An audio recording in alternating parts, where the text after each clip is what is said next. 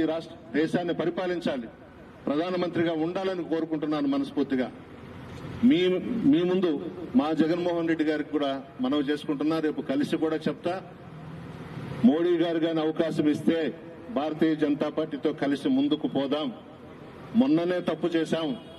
24లో వాళ్ళు ఎదురు చూసింది వాస్తవంగానైతే మనం వాళ్లతో ముందుకు పోకుండా వెనకడుగు వేసి ఉంటే మనం చేసింది తప్పే. ఎందుకు వెళ్లకూడదు భారతీయ జనతా పార్టీతో? 5 సంవత్సరాలు ప్రతి బిల్లుకి సపోర్ట్ చేశాం రాజ్యసభలో, పార్లమెంటులో. మోడీ గారు ఏమడిగితే అది చేశారు జగన్మోహన్ రెడ్డి గారు. ఎలక్షన్స్ వచ్చే తల్లికి దూరం అయిపోయినాం. అటువంటి వాళ్లతో స్నేహం చేయొచ్చు. మోడీ గారు ఒక మాట ఇస్తే కట్టుబడి ఉంటాడు. మోడీ గారికి, అమిత్ షా గారికి చంద్రబాబు నాయుడు గారి మీద నమ్మకం లేదు. ఇదే చంద్రబాబు నాయుడు మోడీ గారి గురించి, మోడీ గారి భార్య గురించి నిండు శాసనసభలో ఏ విధంగా వ్యంగ్యంగా మాట్లాడాడో అన్ని ఛానల్స్ లో మనం చూశాం.